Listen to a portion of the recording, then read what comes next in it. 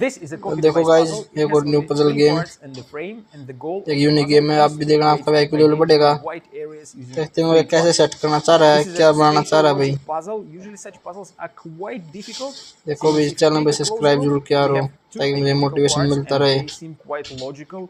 If you subscriber put तो them, बिल्कुल you ना के can मात्र kind of बढ़ते हैं। divide the space into two identical parts. But the दो third दिन में piece एक सब्सक्राइबर is बढ़ता है quite guys. odd, and it doesn't matter where you support करो place भाई it, को। it doesn't make two identical shapes. But if you put these two parts in a correct way, one goes in this corner, another goes in this corner, and subscribe करने then में use आपका this कोई odd पैसा नहीं piece, खर्च होने वाला you guys. will create two identical areas.